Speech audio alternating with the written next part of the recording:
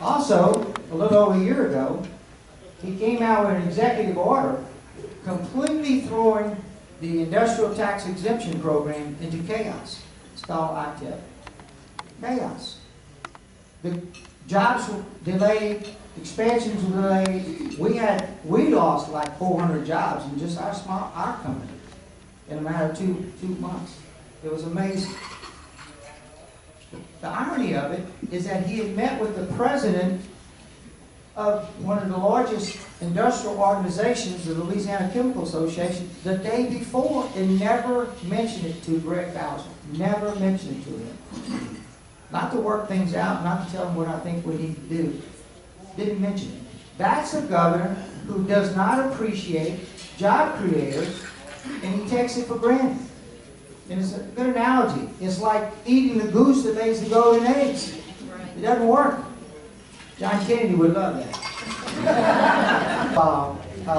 The BR Families First, we actually produced a video and showed who they really are together Baton Rouge in a socialist group is what it amounts to. So all the rest of it wrote.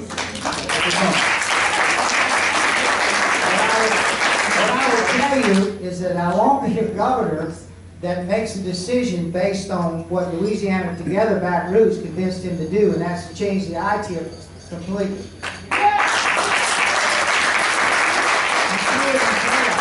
He didn't talk to industry, the job creators, he didn't talk to the sheriffs, he didn't talk to the parish presidents, the school board, just threw it out there. And a year later, he's asking for help to fix it. So, as far as I'm concerned, Louisiana Together is not with me, obviously. Go to BR Families First and see that. But behind you there, Matt.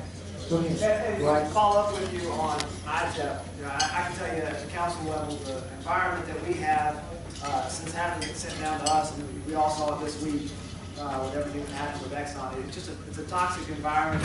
It's not going to be sustainable if that environment continues. So what I'd like to hear from you is your kind of the specifics of what you changed about the executive order. And what's the meat and potatoes of how you'd like to see ITEP addressed? Let me say this, and this is the big picture. The big picture is that I will be a governor that for the last 45 years, I have worked with industry, job creators, and worked with them, and I have worked in the education side to fill those jobs with Louisiana citizens. That's what you need.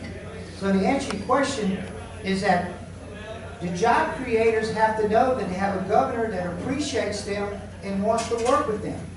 Not do what he did, just go out and listen to the socialists and change it up. So that's about as simple as it gets. You know, I've met with people all over the state, whether in oil and gas and agriculture, it doesn't matter. All service, manufacturing, shipbuilding, all of them. They just want a governor that appreciates what they do and willing to listen to what it takes to create jobs. And I have a relationship with other governors around the country that are business people who ran for the first time, and it's remarkable what they have accomplished by knowing it and understanding it. When you sit down with other business people, been doing it for 45 years, you can relate to them, and they understand you, and you understand them, and then they're going to be working with you to create those jobs. And I hope I answered your question. And it's got some legal things we have to work on, some legislation we have to work on. But the fact that they have a governor that's willing to work with it and understands how to create jobs is the biggest thing. Yes, Matt?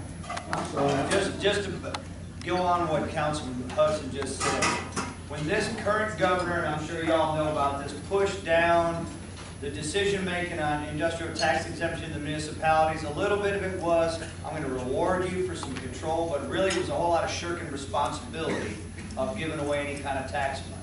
And in the long run, when you give all of this control to the individual municipalities, Louisiana's not fighting with Mississippi and Texas anymore. We're fighting with West Baton Rouge. We're fighting with Ascension. And now we're all undercutting each other or giving away the farm, as the other Baton Rouge likes to say, to bring stuff in. How would you change how the ITEP program would work so that, like this current governor has pitted the parishes against one another, how would you allow us all to work together to make a better state for all of us? Right.